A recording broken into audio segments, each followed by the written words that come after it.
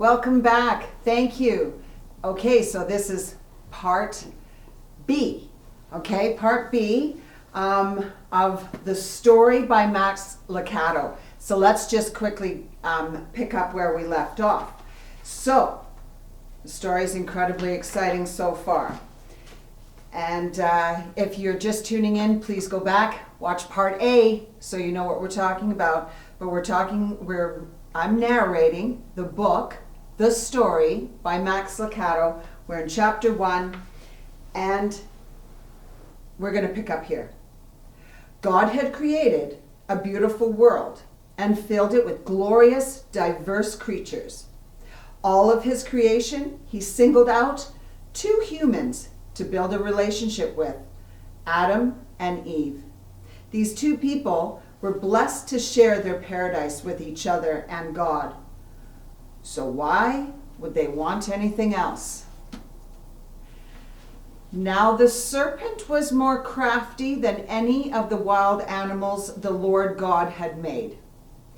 He said to the woman, "Did God really say you must not eat from any tree in the garden?"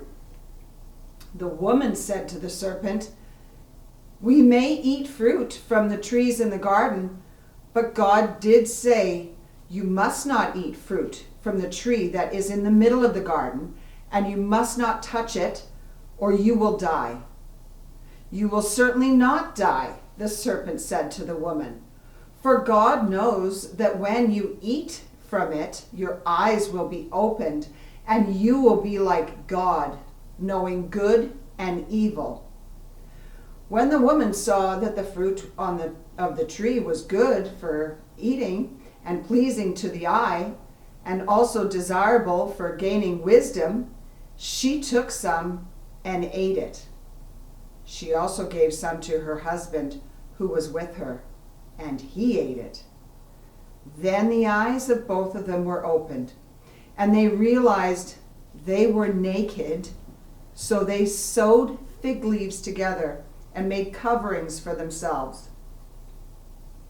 Then the man and his wife heard the sound of God as he was walking in the garden in the cool of the day, and they hid from the Lord God among the trees of the garden. But the Lord God called to the man, "Where are you?" He answered, "I heard you in the garden, and I was afraid because I was naked, so I hid." And he said, "Who told you you were naked? Have you eaten from the tree that I commanded you not to eat from?" The man said, "The woman you put here with me, she gave me some of the fruit from the tree, and I ate it." Then the Lord God said to the woman, "What is this you have done?" The woman said, "The serpent deceived me, and I ate it." So the Lord God said to the serpent, "Because you have done this, cursed are you above all livestock and all wild animals. You will crawl on your belly, and you will eat dust all the days of your life. And I will put enmity between you and the woman, and between your offspring and hers. He will crush your head, and you will strike his heel. To the woman he said, "I will make your pains in childbearing, very severe. With painful labor you will give birth to children. Your desire will be for your husband, and he will rule over you." To Adam he said, "Because you listened to your wife and ate fruit from the tree about which I commanded you, you must not eat from it. Cursed is the ground because of you. Through painful toil you will eat food from it all the days of your life. It will produce thorns and thistles for you, and you will eat the plants of the field. By the sweat of your brow you will eat your food until you return to the ground, since from it you were taken. For dust you are, and to dust you will return." Adam named his wife Eve, because she would become the mother of all the living. The Lord God made garments of skin for Adam and his wife, and clothed them. And the Lord God said, "The man has now become like one of us, knowing good and evil. He must not be allowed to reach out his hand and take also from the tree of life and eat and live forever." So the Lord God banished him from the Garden of Eden to work the ground from which he had been taken. After he drove the man out, he placed on the east side of the Garden of Eden cherubim and a flaming sword flashing back and forth to guard the way to the tree of life. Adam made love to his wife Eve, and she became pregnant and gave birth to Cain. She said, "With the help of the Lord, I have brought forth a man." Later she gave birth to his brother Abel. Now Abel kept flocks, and Cain worked the soil. In the course of time, Cain brought some of the fruits of the soil as an offering to the Lord, and Abel also brought an offering, fat portions from some of the firstborn of his flock. The Lord looked with favor on Abel and his offering, but on Cain and his offering he did not look with favor. So Cain was very angry, and his face was downcast. Then the Lord said to Cain, "Why are you angry? Why is your face downcast? If you do what is right, will you not be accepted? But if you do not do what is right, sin is crouching at your door. It desires to have you, but you must rule over it." Now Cain said to his brother Abel, "Let's go out to the field." While they were in the field, Cain attacked his brother Abel and killed him. The tragic accounts of the mistakes and the poor choices of Adam and Eve and their firstborn son Cain are echoed in the later stories of hardship and tragedies for their children and their children's children, as people began to populate the globe, leaving the area of Eden and traveling as far as feet and beast could carry them. Humanity's legacy of hate, anger, murder, and deception play out as people continue to neglect their relationship with God. Eventually, nearly everyone just plain forgets their Creator and the whole point of being alive. For most people, life becomes one big party with no thought or of consequences except for one man. The Lord saw how great the wickedness of the human race had become on earth, and that every inclination of the thoughts of the human heart was only evil all the time. The Lord regretted that he had made human beings on earth, and his heart was deeply troubled. So the Lord said, "I will wipe from the face of the earth the human race I have created, and with them the animals, the birds, and the creatures that move along the ground, for I regret that I have made them." But Noah found favor in the eyes of the Lord. This is the account of Noah and his family. Noah was a righteous man, blameless among the people of his time, and he walked faithfully with God. Noah had 3 sons, Shem, Ham, and Japheth. Now the earth was corrupt in God's sight and was full of violence. God saw how corrupt the earth had become, for all the people on the earth had corrupted their ways. So God said to Noah, "I'm going to put an end to all people, for the earth is filled with violence because of them. I am surely going to destroy both them and the earth. So make yourself an ark of cypress wood. Make rooms in it and coat it with pitch inside and out. This is how you are to build it. The ark is to be 300 cubits long, 50 cubits wide, and 30 cubits high. Make a roof for it, leaving below the roof an opening 1 cubit high all around. Put the door on the side of the ark and make lower, middle, and upper decks. I'm going to bring flood waters on the earth to destroy all life under the heavens, every creature that has the breath of life in it. Everything on earth will perish. But I will establish my covenant with you, and you will enter the ark, you and your sons, and your wife, and your wife's and your sons' wives with you. You are to bring into the ark 2 of all living creatures, male and female, to keep them alive with you. 2 of every kind of bird, of every kind of animal, and every kind of creature that moves along the ground will come to you to be kept alive. You are to take every kind of food that is to be eaten and store it away as food for you and for them. Noah did everything just as God commanded him.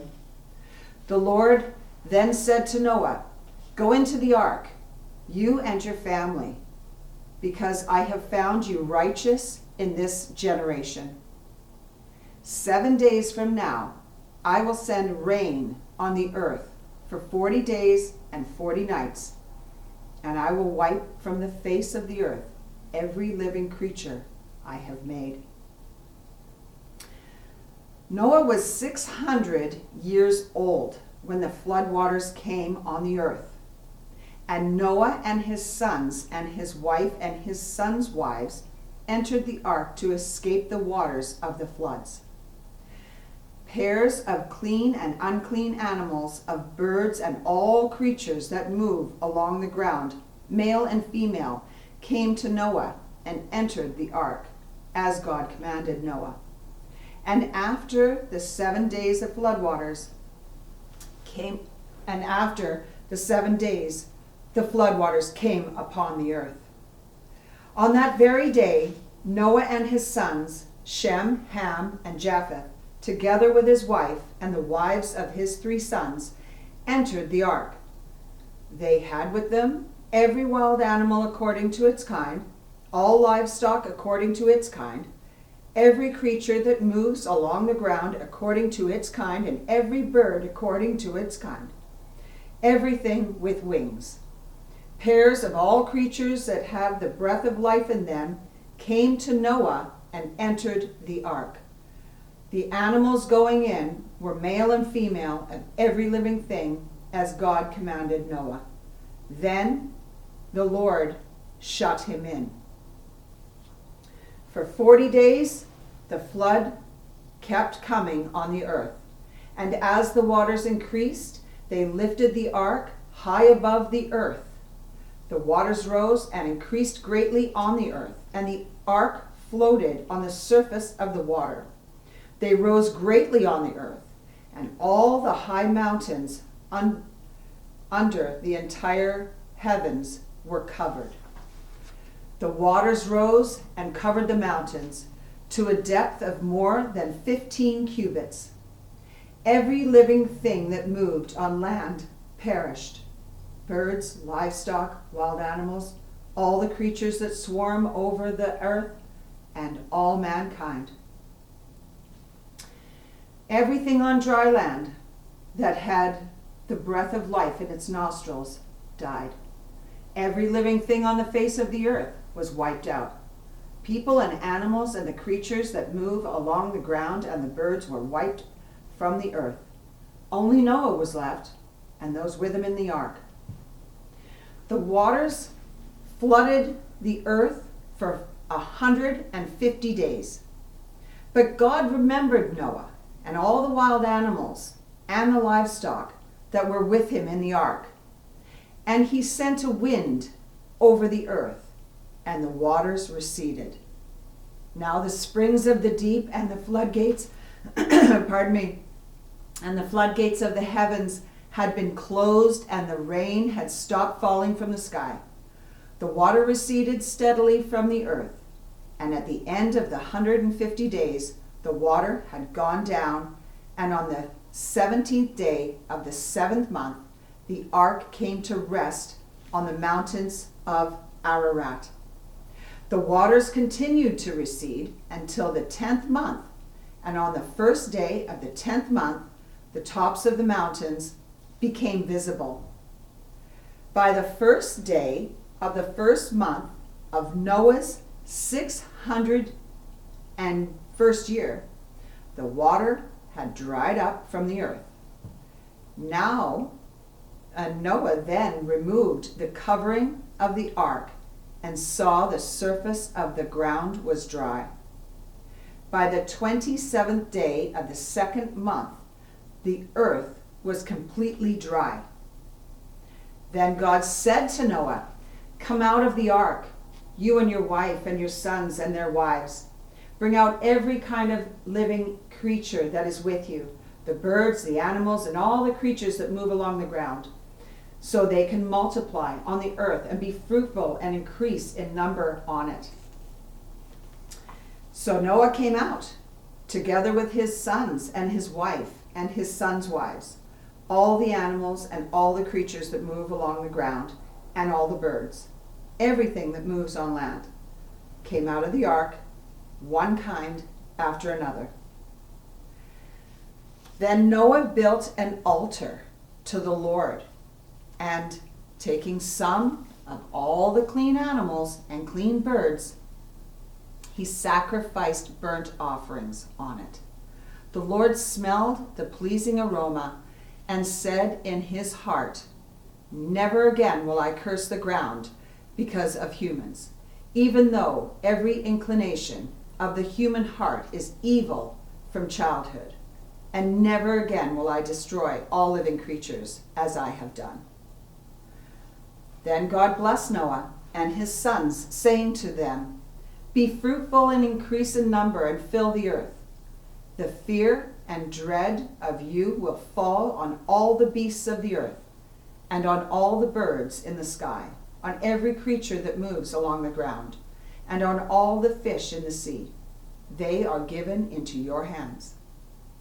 Then God said to Noah and to his sons with him, "I now establish my covenant with you, and with your descendants after you, and with every living creature that was with you, the birds, the livestock, and all the wild animals, all those that came out of the ark with you, every living creature on earth.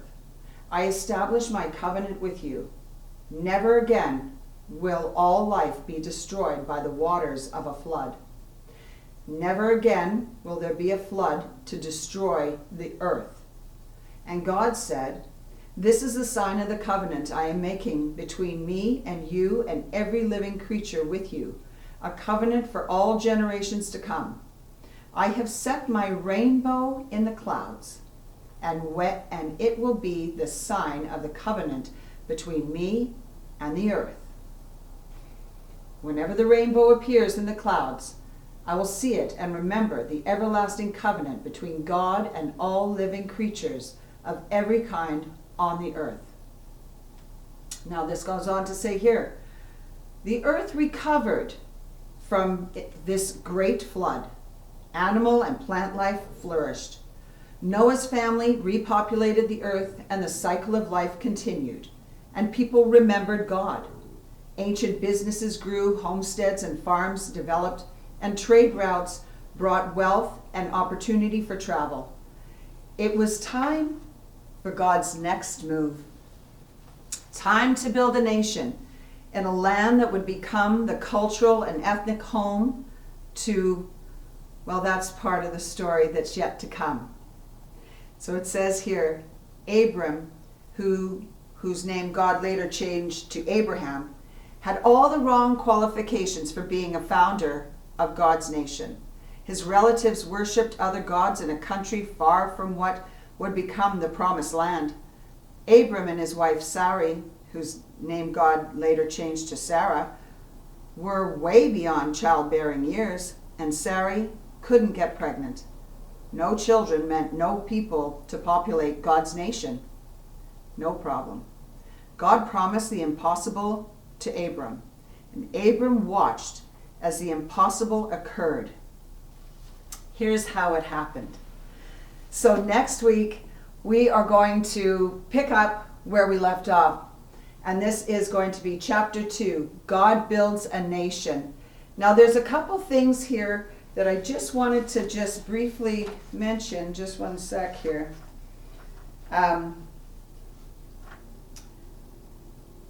Where it talks here, when it talks about an offering, just so that you know, and it says down here about that, it says an offering. Something given to God in an act of thankfulness, worship, or payment for disobedience. In the Old Testament, there were 5 kinds of offerings: burnt, grain, fellowship, sin, and guilt. The death of Jesus in the New Testament is the ultimate offering that paid the full price of sin. This word is synonymous with sacrifice. Sin, meaning evil, moral shortcomings, wrongdoings, or disobedience. This term refers to any action, thought, or attitude that does not meet the standards set by God. Okay, so it's important to know what they're referring to. And righteous means this: living according to the standards set by God. God's righteousness refers to his justice and perfection. The word covenant means an agreement or promise between 2 parties. A covenant was intended to be unbreakable. So those were just a few things. And then in the back here, it does talk about the discussion questions. And I'm going to include those in the description part of this video series so that you're able to see them. But I am going to read them. And the questions here for chapter 1, creation, is this.